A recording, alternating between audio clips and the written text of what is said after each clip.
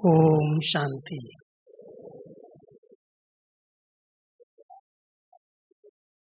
आप सब बाबा के बच्चे, विशेष बाबा के घर में शिव बाबा की जयंती मनाने के लिए पहुँचे हैं। 84वीं शिव त्रिमूर्ति शिव जयंती हम ब्राह्मणों के लिए विशेष यादगार दिन है।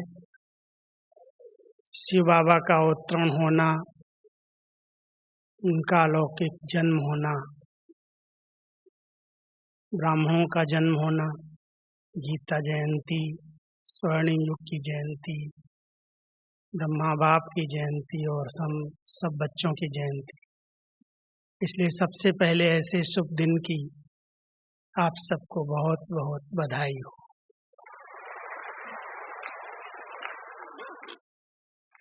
चौरासी वर्षों से बाबा ने क्या क्या पढ़ाया है, कितना योग्य बनाया है, हर बच्चे को ज्ञान रत्नों से सजाया है। और वैसे भी कोई भी विद्यार्थी जब पढ़ाई करते हैं तो पास तभी होते हैं जब उसका पेपर होता है, इम्तिहान होता है। तो वर्तमान समय अंतिम समय अर्थात हम सब के पेपर का समय बहुत समीप है। जो कुछ हमने पढ़ा है उसकी प्रैक्टिकल रिजल्ट हमारे सामने आएगी।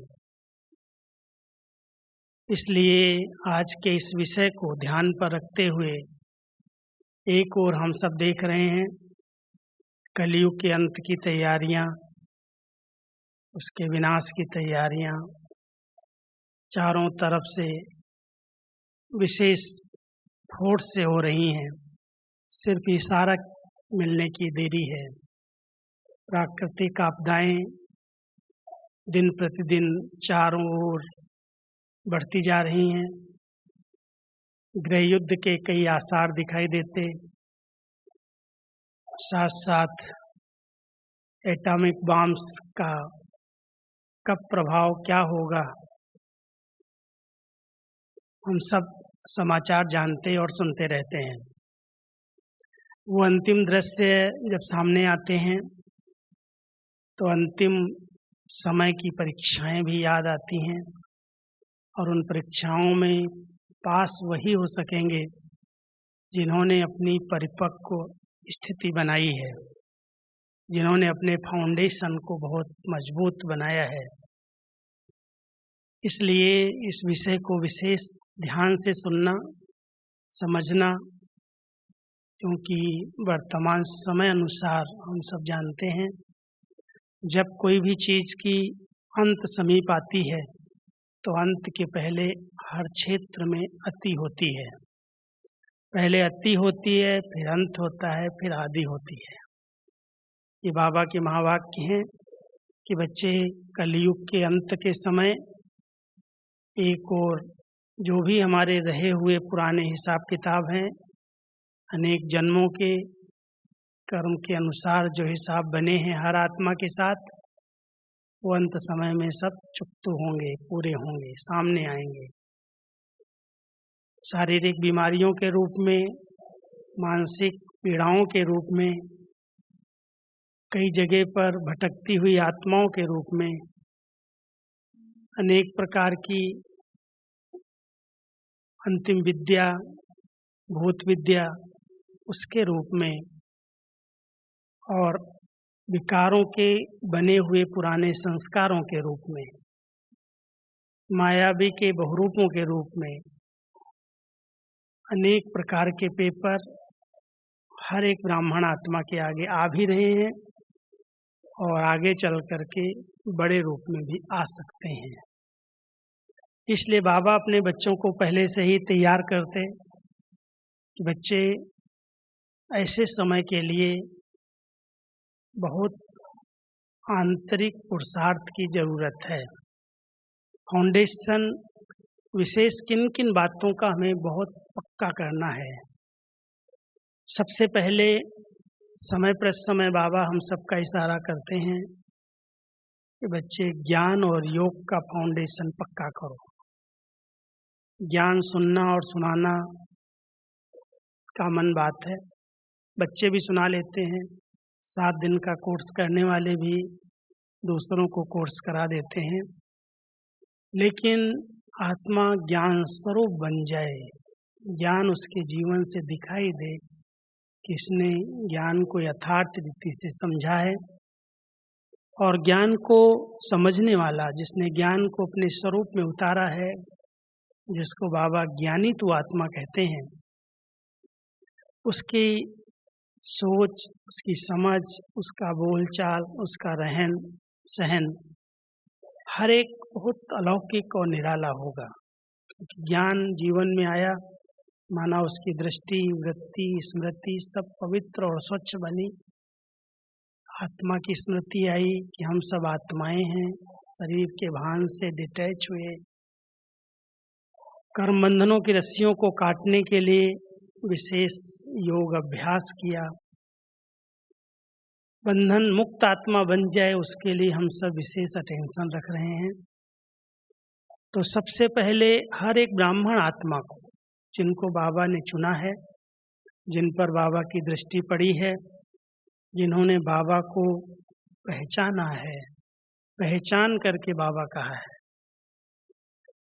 ऐसे बच्चों को बहुत समझ करके, सोच करके जो बाबा ने पढ़ाया है उसका स्वरूप बन करके दिखाना है। ज्ञान स्वरूप में आ जाए, माना कोई भी नया कर्म बंधन क्रिएट न हो। अगर हम ज्ञान मिलने के बाद भी कोई नए बंधनों में बंध रहे हैं तो ज्ञान की कमी है, ज्ञान को हमने यथार्थ समझा नहीं है। क्योंकि अगर ये ज्ञान है कि अभी वापस जाने का समय आ गया है, पूरे चक्र को हमने सतयुग, त्रेता, द्वापर, कलयुग पूरा किया, अब वापस घर जाएंगे, टच करेंगे और फिर नए पार्ट में, नई दुनिया में आएंगे। इसलिए पुराने जो भी 84 जन्मों में हमने हिसाब किताब बनाए, जिन जिन आत्माओं के साथ कर्म बंधन बने, अब संगम युग पर ज्ञान और योग की कैंची से उन बंधनों को काटना है। पहली समझ ये है। तो जितना हम सबका ज्ञान और योग का फाउंडेशन मजबूत है, किसी भी प्रकार की माया आएगी, किसी भी प्रकार के पेपर आएंगे, ज्ञानी और योगी आत्माएं उसको बहुत सहज पार कर लेंगी। अगर ये फाउंडेशन मजबूत नहीं है तो छोटी छोटी बातें बहुत जल्दी डिस्टर्ब करेंगी, मूड खराब कर देंगी, बुद्धि को भटका देंगी। इसलिए सबसे पहले हम सबको खुद से बात करनी है। क्या सचमुच मैंने अपनी स्थिति को ज्ञान स्वरूप बनाया है? जो हम दूसरों को पढ़ाते हैं, सिखाते हैं, जो हमने सीखा है वो हमारे स्वरूप में आया है। हर संकल्प, हर बोल, हर कर्म सोच समझ कर करके ज्ञानी तू आत्मा बनकर रहते हैं। तुरंत अधैर्य तो नहीं हो जाते, अनकंट्रोल तो नहीं हो जाते, अपनी कर्म इंद्रियों पर पूरा शासन है। अगर सचमुच ज्ञान और योग को हमने अपने जीवन में उतारा है तो हमारी एक एक कर्म इंद्रिय शीतल, सुगंधित, आर्डर प्रमाण कार्य करने लगेगी। दूसरा फाउंडेशन है जो वर्तमान समय माया बहुत हिलाने का प्रयास कर रही है, वो है संपूर्ण निश्चय का फाउंडेशन। बाबा हमेशा कहते हैं निश्चय बुद्धि विजयंती। कभी भी स्वयं में भी ये संशय न आए, पता नहीं मैं देवता बन सकूंगा या नहीं, मेरे तो बहुत कड़े संस्कार हैं, मेरे अंदर तो ऐसी ऐसी आदतें हैं। बाबा कहते हैं अगर बाबा की नज़र आप पर पड़ी है, बाबा आपके भविष्य को जानता है, इसलिए आपके ऊपर मेहनत कर रहा है। आप कभी भी दिल शिकस्त नहीं होना, स्वयं पर स्वयं निश्चय रखो कि कल्प कल्प हम विजयी बने थे, विजयमाला में आए थे और फिर विजयी बन करके ही निकलेंगे। भले कोई भी पुराने संस्कार स्वभाव हैं, उन पर विजय होनी ही है। इस निश्चय के आधार से पुरुषार्थ की तीव्रता, पुरुषार्थ में कदम आगे बढ़ाना, साथ साथ बाबा जिस रूप में हम सबके सामने हैं, जैसे भी पाठ बजा रहे हैं, बड़ा वंडरफुल बाबा का पाठ 84 वर्षों के अंदर चला है। साकार के समय में जब तक कराची के अंदर रहे, हैदराबाद और कराची में बाबा बहुत गुप्त रहे और अधिकतर सारा पाठ संदेशियों के ट्रांस मैसेज के द्वारा चला। जिन्होंने इतिहास पढ़ा होगा वो सब जानते हैं कि बहुत दिनों तक संदेशियां ट्रांस में रहती थी। एक एक मास 15-15 दिन आँख बंद है उसी ट्रांस में सब कुछ करती थी और कई रहस्य ज्ञान के उन संदेशियों के द्वारा, छोटे छोटे बच्चे थे, गुलजार दादी 9 साल की थी जब ज्ञान में आई हैं। हमारी दूसरी दादियाँ कोई 15 साल, कोई 20 साल, कोई 16 साल। ये कमल सुंदरी दादी मेरठ में थी, बहुत ट्रांस का उनका पार्ट था। शीलेंद्रा दादी थी, संतरी दादी थी, बहुत सारी दादियाँ थीं जिनके माध्यम से पूरा ज्ञान स्पष्ट हुआ। वो ट्रांस में जाती थी, ऊपर देखती थी सतयुग कैसे आएगा, श्री कृष्ण का जन्म कैसे होगा, योग बल की रचना कैसे होगी, सतयुगी सृष्टि का प्रारंभ कैसे होगा, राजाई कैसे चलेगी, दरबार कैसे लगेगी। वो पूरे दृश्य देखती थी और देख करके बड़ी दादियों को बताती थी और फिर उसको एक नाटक के रूप में स्टेज के ऊपर प्रस्तुत करती थी। और फिर बाबा साकार में जब ब्रह्मा बाबा थे तो उस बात को स्पष्ट करते थे, शिव बाबा उनके माध्यम से। ये बच्चों ने जो बताया है इस प्रकार से है, ये राइट है, इस प्रकार है। तो ज्ञान देने का तरीका ही बाबा का अलग था। अव्यक्त बाबा का पाठ जैसे अभी चल रहा है, ऐसे उस समय पीयू के रूप में पाठ चला और वो 14 साल तक चलता रहा, लगभग 14 साल, 36 से 50 तक ही। उसके बाद बाबा अबू आए, संस्था अबू में आई और यहाँ से सेवाओं का प्रारंभ हुआ।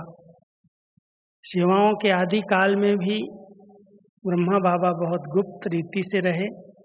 स्थापना हुई अधिकतर बहनों के फरिश्ते रूप से।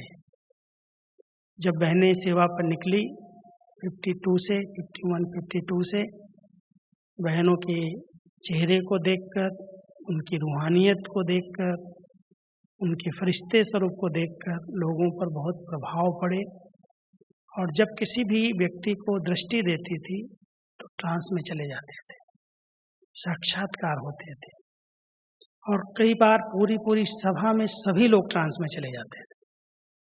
तो स्थापना का खेल था, बाबा का जादू का पार्ट था, इसलिए संस्था में भी आ गया कि यहाँ शायद जादू करते हैं, जादू लगाते हैं। लेकिन वो ज्ञान का जादू था और बाबा को स्थापना करानी थी, इसलिए वो पार्ट भी चला और उसके आधार से सेवाओं का प्रारंभ हुआ। फिर उसके बाद बाबा साकार में 69 तक रहे और 69 के बाद जब अव्यक्त हुए, ब्राह्मण परिवार में एक हलचल आई, अब क्या होगा, क्योंकि बाबा ने कभी पहले से तो बताया नहीं था, बच्चे साथ में हैं, साथ रहेंगे, साथ जाएंगे। तो लोग तो समझते थे ब्रह्मा बाबा ही साकार में अंत तक साथ रहेंगे। उनको ये पता नहीं था कि शरीर तो विनाशी है, तो खत्म होते ही हैं, आत्मा का साथ अविनाशी है।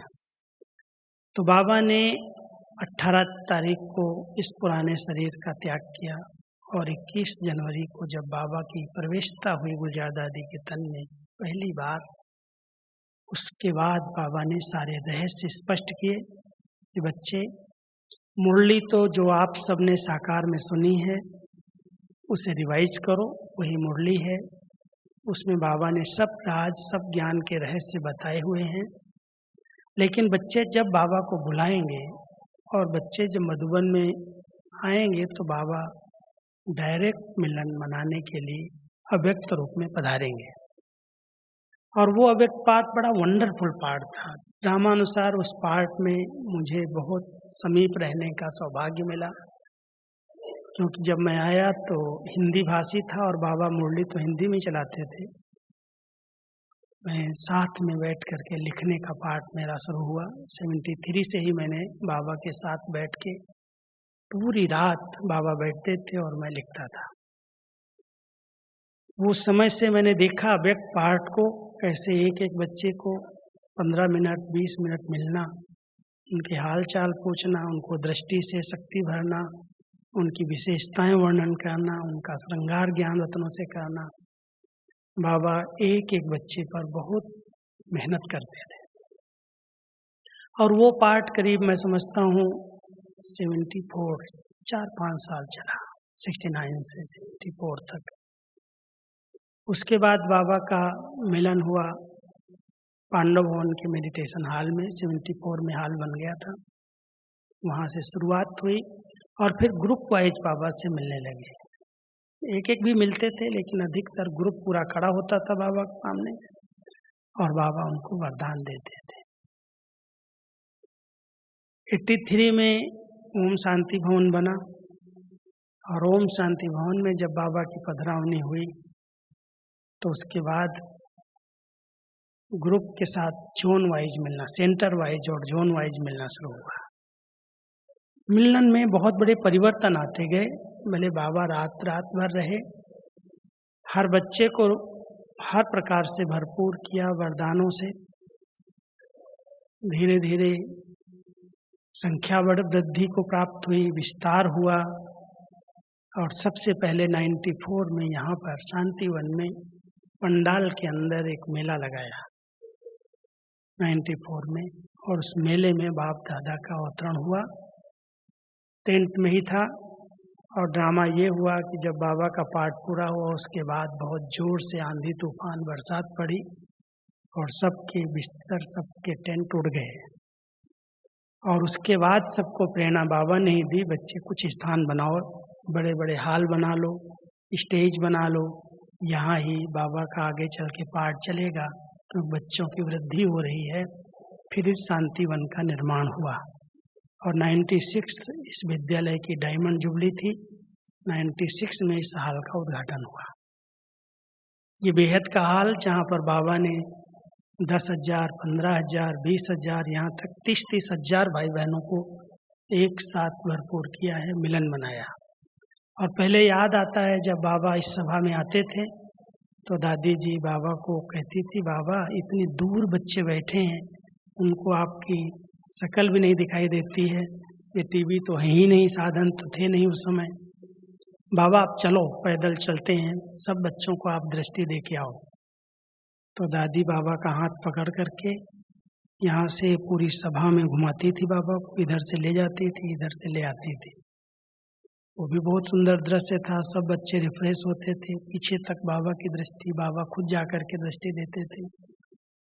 वो भी बहुत सुंदर पाठ चला, वृद्धि होती गई, विस्तार होता गया और बाबा ने 2017 तक बहुत अथक बन करके बच्चों की सेवा की, पालना की, 48 साल तक, 69 से 2017 तक।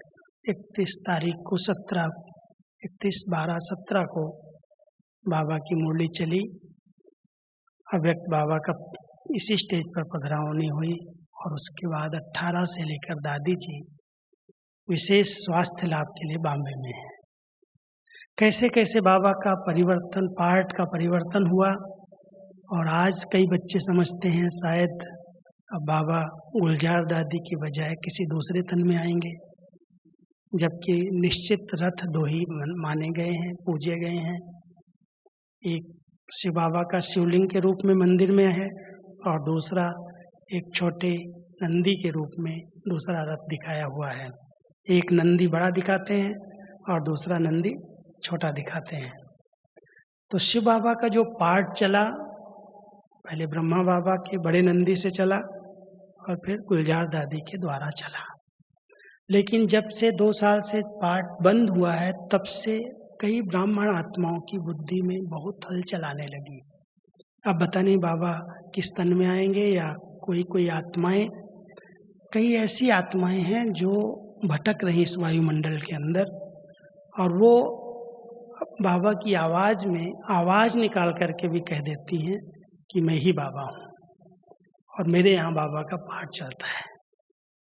इस प्रकार की जो माया है, जो कई ब्राह्मण आत्माओं को सत्य पथ से भ्रमित कर रही है, उलझन में ला रही है, और कई भोले भाले बाबा के बच्चे जिनके अनुभव का, निश्चय का, ज्ञान योग का फाउंडेशन मजबूत नहीं है, वो आत्माएं भ्रमित हो रही हैं। अब ऐसे समय पर बहुत अपनी स्थिति को परिपक्व बनाने की जरूरत है, क्योंकि माया सोनी हिरण के रूप में भी आती है। वो तो आप सब जानते हैं, यादगार में सोनी हिरण नहीं होता। राम समझा रहे हैं सीता जी को कि सोनी हिरण नहीं होता है, ये कोई छल है, ये कोई माया का रूप है। लेकिन वो नहीं परखने के कारण कहती नहीं, मुझे तो सोनी हिरण चाहिए। और उसके कारण क्या हुआ उसकी गति, वो आप सब जानते हैं। शोक वाटिका में जाना पड़ा, राम से बिछुड़ना हुआ, वियोग की स्थिति बनी। ऐसे कई बच्चे बाबा के पाठ को न पहचान करके, बाबा में थोड़ा सा भी संशय बुद्धि बन करके अपने आप को सत्य मार्ग से विमुख कर लेते हैं। बाबा अपना बहुत गुप्त कार्य अपने बच्चों से करा रहे हैं, और बाबा से अव्यक्त मिलन, अव्यक्त स्थिति के आधार से सदा काल के लिए संभव है। मैं तो आज आप सबको कहना चाहूँगा कि कल की तिथि बाबा के अवतरण की तिथि है। हम सब अमृत वेले से ही बाबा का आवाहन करें, इतना स्नेह से बाबा कहें जो बाबा अपना वतन छोड़ के हमारे बीच में आ जाए। असंभव कुछ भी नहीं है, लेकिन केवल दिल का प्यार चाहिए। जब तक स्थापना का कार्य संपन्न नहीं हुआ है, तब तक ब्रह्मा बाबा अव्यक्त रूप में संगम युग पर आते और जाते रहेंगे। भले दादी का रथ कैसा भी है, लेकिन बाबा मधुबन में अपने बच्चों की पालना के लिए अव्यक्त रूप में हाजिर हो जाते हैं। आप अनुभव करेंगे, भले वीडियो चलेगी, लेकिन ऐसे लगेगा जैसे बाबा इस सभा में आए हुए हैं। हमने देखा है 20,000 21,000 की सभा में भी एकदम सन्नाटा हो जाता है, और दूर बैठे हुए भी बाबा के वाइब्रेशन को, उनकी दृष्टि को, उनकी शक्तियों को कैच करते हैं। लेकिन आवश्यकता ये है, ये स्मृति में न रहे कि बाबा तो आए ही नहीं। बाबा का बहुत सूक्ष्म पाठ, अव्यक्त पाठ चल रहा है, और बच्चों को बहुत अच्छे अच्छे अनुभव बाबा करा रहे हैं। लेकिन आवश्यकता केवल इतनी है कि हम सब बाह्य मुक्ता से बाहर आ जाएं, अंतर्मुखी बने, अव्यक्त में रह कर के अव्यक्त के अनुभव करें। तो बाबा का जो पार्ट है, स्थापना का कार्य जब तक संपन्न पूरा नहीं हुआ है, तब तक ब्रह्मा की आत्मा हम बच्चों के बीच में है, पालना निश्चित है, कर रहे हैं, करते रहेंगे। तो स्वयं में निश्चय, बाबा के हर पार्ट में निश्चय, अपने इस दैवी परिवार में निश्चय। भले हम जानते हैं समय अनुसार दैवी परिवार के बीच में, क्योंकि 84 जन्म इन्हीं आत्माओं के साथ हम रहे हैं जो संगम पर फिर मिले हैं। तो कोई भी नीचे ऊपर हिसाब किताब बने हैं। वर्तमान समय चलते चलते वो पेपर के रूप में टकराव हो जाते हैं, मन मुटाव हो जाते हैं, ईर्ष्या, द्वेष, नफरत के कारण दूरियां बढ़ जाती हैं। कई प्रकार की बातें संगठन के बीच में आती हैं। बाबा कहता है बच्चे डरो नहीं, घबराओ नहीं, ये कर्जे उतर रहे हैं, आप बिल्कुल हल्के रहो, बाबा को साथी बना करके रहो। बाबा का हाथ और साथ न छूटे, परिवार यही है, और इसी के साथ 84 जन्म पार्ट बजाना है। इसलिए एक दूसरे की विशेषताओं पर ध्यान दो, उनकी कमी कमजोरियों को नोट नहीं करो।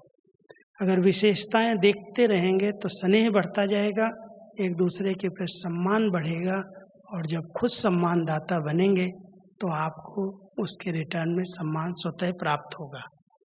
इसलिए आवश्यक है कि हम जैसे स्वयं में निश्चय रखते, अपने बाबा में संपूर्ण निश्चय है, ऐसे ही अपने इस परिवार में और बाबा की पढ़ाई में, ड्रामा के ज्ञान में संपूर्ण निश्चय रहे कि ड्रामा एक कल्याणकारी है। मुझ आत्मा को कोई भी परिस्थिति अकल्याण की ओर नहीं ले जा सकती। कल्याण समाया हुआ है, कुछ न कुछ उससे सीखेंगे, आगे बढ़ेंगे, इसलिए डरना और घबराना नहीं है। फाउंडेशन मजबूत करो, निश्चय बुद्धि विजयंती। निश्चय में अंश मात्र भी संशय मिक्स न हो। तीसरा फाउंडेशन है अनुभव की अथॉरिटी। जो कुछ हम लोगों को कहते हैं, पहले हम उसके अनुभवी जरूर बने। उसके लिए मेहनत करनी पड़ेगी, उसके लिए समय देना पड़ेगा। ये बाह्य मुक्ता में आकर के आप मान लो इतने अच्छे वातावरण में, इतने अच्छे संगठन में मधुबन पहुँचे हैं, यहाँ पर भी अगर बाहर दुकानों में इधर उधर टाइम वेस्ट कर रहे हैं, माना आपका अपने ऊपर ध्यान नहीं है। अगर आप अंतर्मुखी होकर के लक्ष्य रखें कि जो चीज़ें अभी तक मैंने अनुभव नहीं की हैं, सिर्फ सुनी हैं, जैसे अतीन्द्रिय सुख के बारे में सुना है, परमानंद के बारे में सुना है, अव्यक्त वतन के बारे में, मूल वतन के बारे में, सतयुगी दृश्य के बारे में सुने हैं कई बातें, लेकिन क्या सुना है या उसका हमने अनुभव भी किया है? मैं आत्मा हूँ, क्या मैंने कभी अनुभव किया मैं इससे बिल्कुल अलग हूँ, ये शरीर अलग है, मैं बहुत लाइट हूँ, एक हल्की एक ज्योति पुंज हूँ? अनुभव करके तो देखो। इसके लिए समय दो, और एक बार अनुभव अगर हो गया तो कोई भी कितनी भी बड़ी रूप की परीक्षा आएगी, अनुभव के आधार से आप उसको बहुत सहज पार हो जाएंगे। हमने अनुभव किया है, मैं जानता हूँ, आप मुझे कुछ भी नहीं भ्रमित कर सकते। तो जिस बात का अनुभव अभी तक नहीं हुआ है, जाओ बाबा के कमरे में, इधर उधर जहाँ भी शांति के एकांत के स्थान है बैठ जाओ, अपने अंदर को देखो, अंतर्मुखी बन जाओ, उस सुख का अनुभव लो, उस आनंद का अनुभव लो, और अनुभव की अथॉरिटी बन करके यहाँ से जाओगे तो मैं समझता हूँ कैसी भी माया की बहुरूपों को आप सहज परख सकोगे, पार कर सकोगे। चौथी एक फाउंडेशन की बात मैं बताता हूँ, और वो फाउंडेशन अगर ब्राह्मण आत्माओं का कच्चा है तो कभी भी हिल सकते हैं, कोई भी परीक्षा उनको हिला सकते हैं। और पहला फाउंडेशन इस ईश्वरीय विश्वविद्यालय की नींव में है मन वचन कर्म की पवित्रता।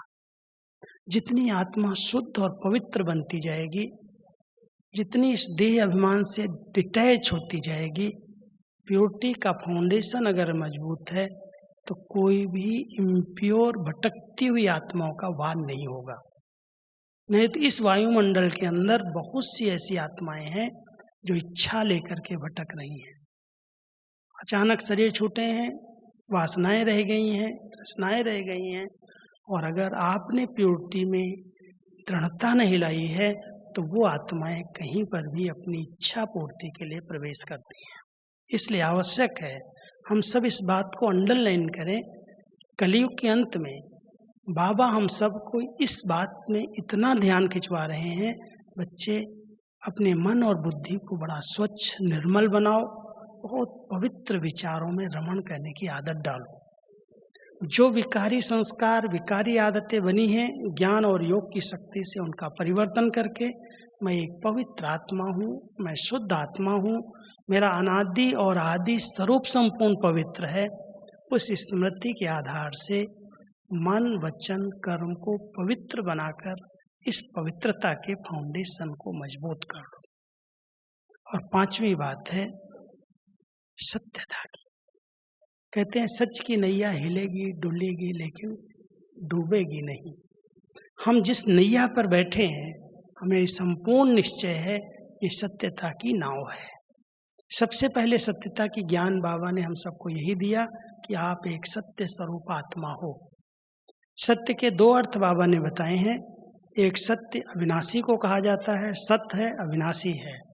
प्रकृति अविनाशी है, आत्मा अविनाशी है, परमात्मा अविनाशी है। अपने अविनाशी स्वरूप में, आत्मिक स्वरूप में स्थित रहना ही सत्यता है। और दूसरा सच्चाई अंदर और बाहर की, जो हम अंदर वही बाहर, ऐसे नहीं, अंदर का रूप एक है, बाहर का रूप दूसरा है। अगर हम सत्यता की अथॉरिटी बन जाए तो कहते हैं सच को कभी आँच नहीं आ सकती, सच तो बिठो नच। अगर सच्चे हो तो बैठ के डांस करो खुशी में, कोई भी आपको हिला नहीं सकता है। सत्य को कभी भी सिद्ध करने की आवश्यकता नहीं है। अगर हम सब अपने इस फाउंडेशन पर ध्यान दें कि हम सत्य मार्ग के राही हैं, हम झूठ का सहारा क्यों लें। अगर हम अपने आप में स्थित हैं, 3 बातें हमारी सत्यता को खत्म कर रही हैं, अंडरलाइन कर लेना। सबसे पहले है देह भान। अभिमान अलग है, भान अलग है। नेचुरल आत्मा इस शरीर के साथ पाठ बजाते बजाते इस भान में आ गई कि मैं ही शरीर हूँ। और बाबा ने शुरू से यही बात पक्का कराया, आप शरीर नहीं हैं, आप एक आत्मा हैं। जैसे देह अभिमान, देह भान पक्का हो गया है, ऐसे आत्म भान पक्का हो जाए। चलते फिरते अभ्यास हो कि मैं शरीर नहीं हूँ, मैं आत्मा हूँ, मैं अजर अमर अविनाशी शक्ति हूँ और मैं इस शरीर को चलाने वाली मालिक हूँ, कर्मेंद्रीय जीत हूँ। तो जितना देह भान टूटता जाएगा, आत्म अभिमानी स्टेज बनती जाएगी, उतना देह भान के बाद अभिमान समाप्त हो जाएगा। अभिमान आ गया ना, मैं बहुत समझदार हूँ, मैं पढ़ा लिखा हूँ, मैं इस जाति का हूँ, मैं इस कुल का हूँ। व्यक्ति को अपना अभिमान कितना है? देह के कारण। देह की जाति का अभिमान है, देह की पद पोजीशन का अभिमान है, देह की पढ़ाई लिखाई का अभिमान है। जो पढ़ा लिखा है उसका अभिमान आ गया, धन दौलत है उसका अभिमान आ गया, और अभिमान ने अहंकार का रूप ले लिया। देह भान से अभिमान शुरू हुआ और अभिमान के बाद देह अहंकार आ गया कि मेरे जैसा तो कोई नहीं है, मैं तो बहुत होशियार हूँ, मैं तो बहुत बुद्धिमान हूँ, ये तो कुछ भी नहीं समझते हैं। ये अभिमान, ये हम सबको इस अंतिम स्थिति में परिपक्व स्थिति बनाने के लिए इन तीनों को कहते हैं, देह अहंकार को मारो, इतना निर्माण चित बन जाओ, अहंकार का अंश भी न रहे, निर्माणता का कवच पहन लो। अपने आप कई विकार भाग जाएंगे, छुट्टी ले लेंगे, क्योंकि सभी विकारों का जन्मदाता देह अभिमान और देह अहंकार है। जब देह अहंकार टूटता है, देह अहंकार बड़े रूप में आ जाता है, तो उसकी पूर्ति न होने पर क्रोध उत्पन्न होता है कि मेरी बात को इन्होंने क्यों नहीं माना, मैंने जो कहा मैं राइट हूँ, ये लोग नहीं समझते हैं। फिर उसको सिद्ध करते हैं और उनको जोश आता है, गुस्सा आता है। इसलिए बाबा कहता है, बच्चे बहुत निर्माण चित्त बनो, आत्म अभिमानी सत्य स्वरूप में स्थित रह करके देहभान, देह अभिमान और देह अहंकार को अगर जीत लोगे तो आपकी स्थिति बहुत नम्र चित्त, निर्माण चित्त, निर्मोही बन जाएगी। क्योंकि अंतिम पेपर में बहुत थोड़े समय में पेपर आएगा। बाबा कहता है मैं पेपर भी आउट करता हूँ, समय भी आउट करता हूँ, फिर भी पास तो 8 ही होते हैं। इतना बड़ा पेपर है, समझ जाओ कि 1 सेकंड का पेपर, जब अंतिम श्वास निकल रही है उस समय एक बाबा की याद आए, कोई भी देहधारी याद ना आए, कहीं पर भी बुद्धि न जाए। नहीं तो कहते हैं, कहानी सुनाते हैं कि एक व्यक्ति ने सुना था कि कलयुग के अंत में राम नाम लेने से नाम के आधार से पार हो जाएंगे। तो उसने समझा नाम तो बच्चों का ही याद आता है, अंत समय में सामने वही होते हैं। तो उसने बड़े युक्ति से अपने एक बच्चे का नाम राम रख लिया, एक बच्चे का नाम मोहन रख लिया, एक का नाम कृष्ण रख लिया। 3 बच्चे हुए, तीनों के नाम उसने भगवान के नाम पर, देवताओं के नाम पर रख लिए कि जब राम नाम लेने से नाम से ही पार हो जाते हैं तो या तो कृष्ण याद आएगा, या मोहन याद आएगा, या राम याद आएगा। जब ये बच्चे तीनों बड़े हुए और उस व्यक्ति के शरीर छोड़ने का टाइम आया, लेटा हुआ था, लेटे लेटे कहता है राम कहाँ है। तो उसको ये था कि भगवान की याद में शरीर छूटना चाहिए। तो राम भी सामने बोला, बाबूजी मैं भी आपके सामने हूँ। फिर मोहन कहाँ है, तो भी सामने आ गया, कहता मैं भी बाबूजी यहीं पर हूँ। कृष्ण कहाँ है, तो भी सामने आ गया कि मैं भी आपके सामने। अब तीनों को देखा और उसको फट से गुस्सा में आता है, कहता है जब तुम तीनों यहाँ खड़े हो तो दुकान में कौन है। और दुकान में कौन है कहते उसके प्राण निकल गए। याद क्या आया? तीनों सामने हैं और फिर भी याद तो दुकान ही आई। क्यों?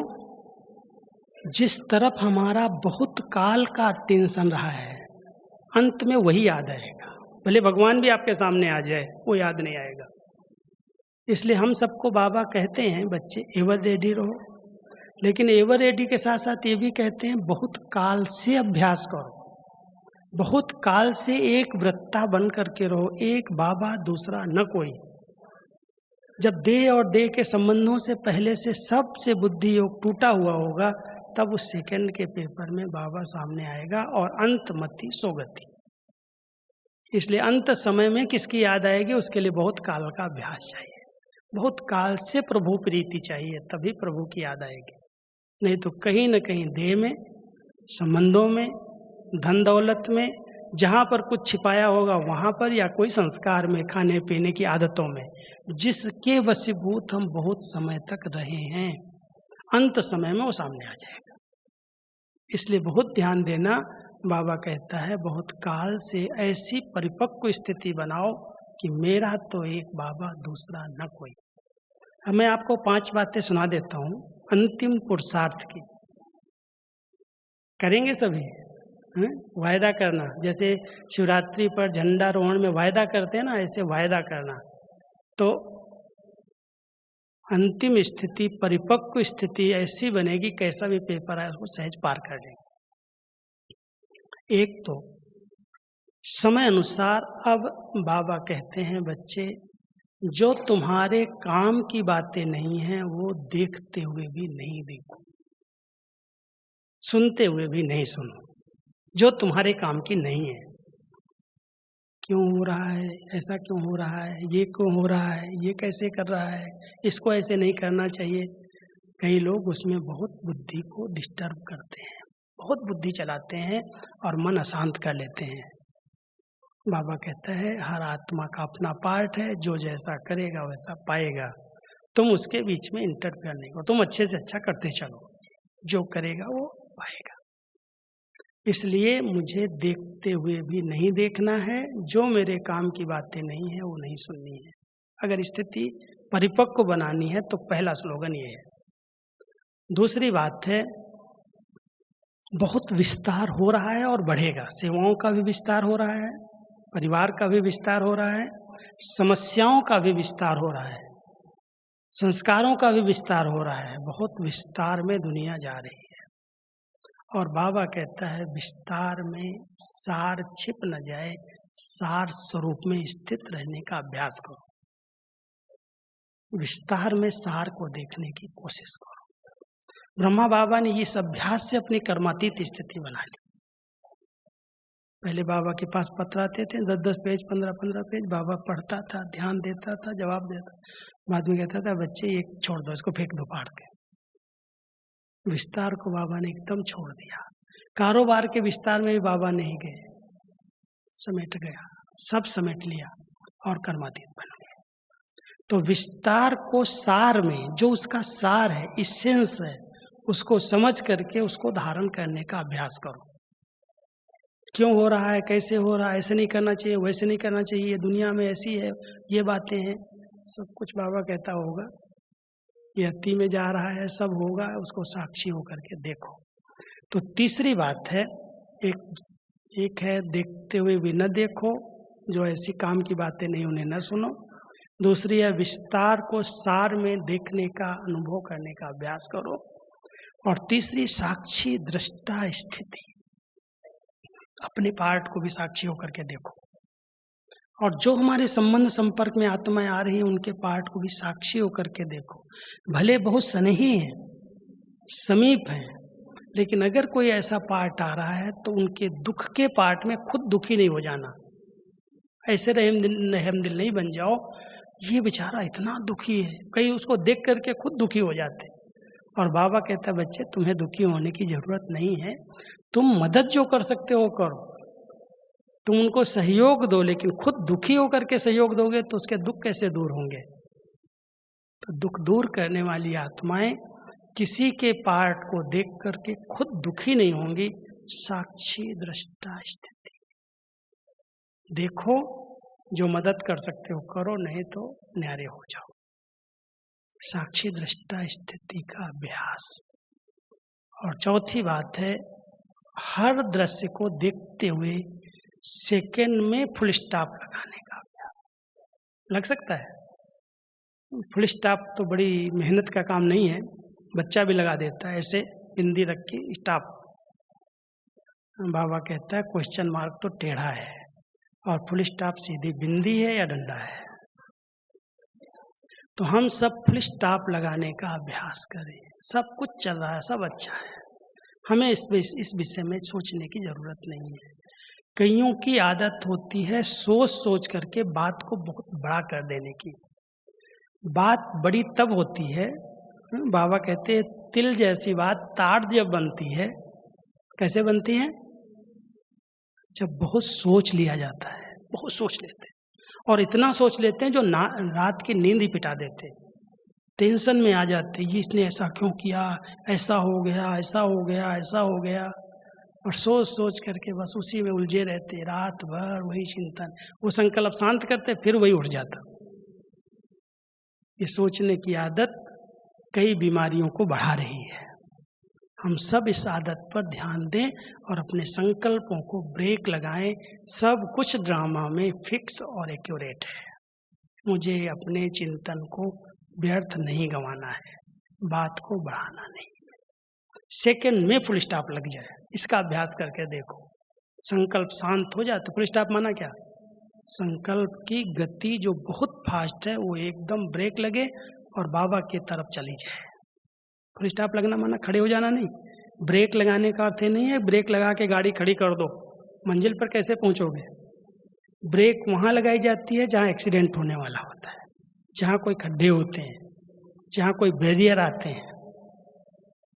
ऐसे समय पर ड्रामा की ब्रेक लगाओ और फिर से अपने अच्छे अच्छे रमणीक अच्छे शुद्ध संकल्पों में रमण करो और मंजिल को पालो।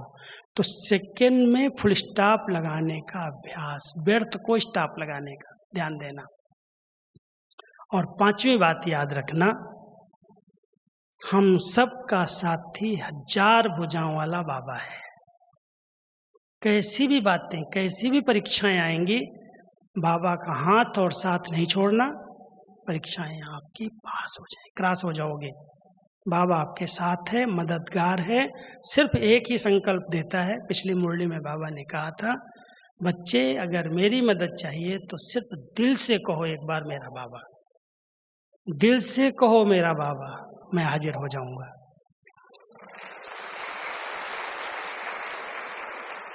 ताली तो बजा रहे हो लेकिन अनुभव किया है? अनुभव करना, ये अनुभव की बात है कि कैसी भी बातें आ जाएं, अगर सच्चाई है, बहुत बाबा से सच्चे दिल का प्यार है। और एक और शर्त है इसके पीछे, वो शर्त ये है, मदद तो करता है लेकिन अगर पहले संकल्प में बाबा याद आए तो मदद करता है।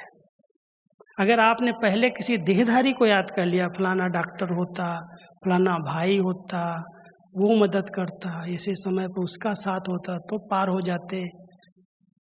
बाबा कहता पहले उसको देख लो फिर मेरे को याद करना। इसलिए क्या करेंगे, कुछ भी हो, कैसी भी परीक्षा है, चाहे शारीरिक, मानसिक, आर्थिक, सामाजिक, प्राकृतिक, भटकती हुई आत्मा, कोई भी परीक्षाएं आए, लेकिन पहले मेरा बाबा सर्वशक्तिवान 1000 भुजाओं के साथ अपने सामने हाजिर हो जाएगा। करके देखो, अनुभव करके देखो। बहुत सारी बातें ऐसी आती हैं, बाबा कहो कहीं न कहीं से, भले किसी से कराए, वो तो निराकार है, लेकिन कराएगा तो बच्चों से ही, लेकिन कहीं न कहीं से उसका हल दे देता, बच्चे ये करो, ये करो, ये करो। बहुत बार हम लोगों को ऐसे अनुभव होते। हम लोग भी कई कई अकेले गए हैं विदेशों में, इधर उधर सब जगह अकेले अकेले, इंग्लिश नहीं आती, वहाँ की भाषा नहीं आती, जाते हैं, देखते हैं। एक बार मैं गया एक स्थान पर, फिजी गया, न्यूजीलैंड से फिजी एक भाई मुझे ले गया। थोड़ी सी कहानी सुना के पूरा करता हूँ। तो जब मैं उधर गया तो कुछ ड्रामा ऐसा था, कुछ बाबा को हमारा और अनुभव बढ़ाना था। तो हमारे साथ एक भाई था, और भाई से जब उस भाई ने जो बिठाने आया था उसने पूछा कि आपका टिकट आपके पास है? तो वो कहता है इनके पास है, मेरे लिए कहता है। और मुझे तो पता ही नहीं था, मैंने कहा नहीं मेरे पास नहीं, इसके पास है। अब दोनों मूंझ गए, दोनों कहे मेरे पास नहीं, मैं कहूँ मेरे पास नहीं, वो कहे मेरे पास नहीं। अब बताओ मैं फिजी में बैठा हूँ, टिकट हाथ में नहीं, आगे प्लेन में कैसे जाएंगे? तो वो जब वहाँ गए बोर्डिंग के लिए, तो बहन जो हिंदी जानती थी वो बहुत बोलती, भाई जी आपको क्या तकलीफ है, आप सामान दो, प्लेन जाने वाला है। और हम लोगों के पास टिकट नहीं, सामान क्या दूँ? और जब मैंने बोला कि हम फिजी से ऑस्ट्रेलिया, ऑस्ट्रेलिया से न्यूजीलैंड जाने वाले हैं, तो बेचारी ने न्यूजीलैंड सुना, ऑस्ट्रेलिया सुना नहीं। तो न्यूजीलैंड की फ्लाइट में हमारा नाम ढूंढती रही, मिला ही नहीं। प्लेन चला गया, हम खड़े रहे। जब चला गया तो भाई कहता अभी तो प्लेन गया, अभी तो अगला प्लेन तो 8 घंटे के बाद मिलेगा, जब तक आप यहीं पर बैठो और मैं टिकट और सब प्रबंध करके सेंटर से जाऊंगा। 1-1.5 घंटे के रास्ते पर सेंटर था, वहाँ से तैयार करके सब ले आता हूँ, फिर आपको भेज दूंगा। तो हमको बिठा दिया एक स्थान पर, ऐसे ही खाली जगह थी, हम अकेले बैठे थे, हमारे साथ वो भाई था, दोनों जने चादर बिछा के स्थान पर बैठ गए। उस भाई को अब बोरिंग हो रही थी, 8 घंटा बैठना कोई सहज बात थोड़ी है। उसने कहा भाई जी आप बैठो, मैं थोड़ा चक्कर लगा के आता हूँ दुकानों की तरफ। अब सामान लेके मैं ऐसे अकेले बैठा था, आ गए 5-6 फिजी वाले काले काले लोग, ऐसे आ गए सामने। पहले तो बोला राम राम, हिंदी वाले हैं उधर सब। तुमने कहा राम राम भाई, आके बैठ गए बाजू में। बोले आप यहाँ क्यों बैठे अकेले, आपको पता है यहाँ का जो माहौल है बहुत खराब है, लोग बड़े झूठे हैं, सब लूट जाते हैं, छीन जाते हैं। और जिसने आपको बोला, मैंने बोला कि ऐसा हुआ है, टिकट लेने के लिए हमारा भाई गया है, कुछ कारण से टिकट गुम हो गया है। तो कहता है ये सब झूठे लोग हैं, कोई नहीं आने वाला है और कुछ नहीं आपको मदद मिलने वाली है, अब आप क्या करेंगे अकेले यहाँ पर बैठ करके। तो वहाँ पर एक मंदिर था, बड़ा रमणीक मंदिर बना था, राम लक्ष्मण और हनुमान का।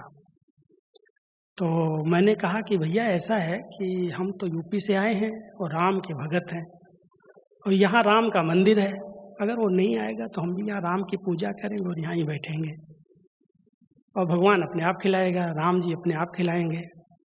तो जब देखा उत्तर देने का रमणीक तरीका था, और हंसते हंसते उससे मैं बात किया, क्योंकि मुझे डर नहीं था कोई चीज़ का, और ऐसे कोई हमारे पास पैसे भी नहीं थे इतने कुछ जो ले जाएगा, सामान क्या करेगा, हमारे कपड़े क्या करेगा। बहुत निश्चिंत होकर के ऐसे बैठे बात कर रहे थे। उसने देखा ये तो कुछ कहते नहीं। फिर मैंने उसके प्रसाद था, टोलियाँ थी, कुछ साहित्य था, दिया, हमने कहा पढ़ो खाओ टोली। कहता है भाई जी फिर भी अगर कोई सहयोग की जरूरत हो तो हम लोगों को बताना, अब मैं समझता हूँ आएंगे नहीं। ठीक है कोई बात नहीं, आप तो जाओ। तो वो चला गया। उसके बाद मैं अकेला ही बैठा था। थोड़ी देर के बाद 1-2 घंटे के बाद वो भाई सामान वामान लेके सब आ गया। आया, कहता है अभी तो बहुत टाइम है और आपको मैं अभी 5 स्टार होटल का अनुभव कराता हूँ सागर के किनारे पर, आप 2 घंटा वहाँ रेस्ट कर लो, विश्राम कर लो, फिर प्लेन में जाना। अब वो सब पूरा हो गया। जब फिर प्लेन में पहुँचे तो कहती भाई जी आप ऑस्ट्रेलिया क्यों जा रहे हो, क्या ज़रूरत है। एयर होस्टेस वहाँ वाली कहते बोर्डिंग वाले, आपको न्यूजीलैंड भेज देते हैं, 3 घंटे में पहुँच जाओगे। ऑस्ट्रेलिया जाने के लिए 6 घंटा, फिर न्यूजीलैंड 9 घंटा। और ऐसा उसने टिकट हमारा निकाला बिना पैसा लिए। कहती मेरी गलती हुई, आप जाओ, और हमको ऑस्ट्रेलिया वहाँ फिजी से न्यूजीलैंड भेज दिया। इतना बाबा ने अनुभव कराए, रेस्ट कराए, और ऐसे लगता था बाबा एकदम हमारे सिर पर है, साथ है, जरा भी भय नहीं, 1000 भुजाओं वाला साथ है, निर्भय स्थिति, और सारी मेहनत दूर कर दी। उल्टे रास्ते जो टिकट बना था उसको सीधा कर दिया और बिना पैसे के हमको वहाँ पर पहुँचा दिया। तो कहने का बात है कि ऐसे समय पर जब परीक्षाएं आती हैं कोई भी प्रकार के, तो बहुत छोटी बात है, लेकिन कभी कभी बड़ी परीक्षाएं आ जाती हैं तो भी अपनी स्थिति को बहुत धैर्यवत बनाने की जरूरत है। धैर्यता, पहले सोचो समझो और बाबा का आह्वान करो, बाबा आप हमारे साथ हो, 1000 भुजाओं वाले हो, आप तो बहुरूपी 1 सेकंड में आ सकते हो, जा सकते हो। बाबा को कंबाइंड बना लेंगे तो कैसी भी परीक्षाओं को पार कर सकेंगे। तो अंतिम समय के लिए बाबा को कंबाइंड अनुभव करने का अभ्यास करना। ओम शांति।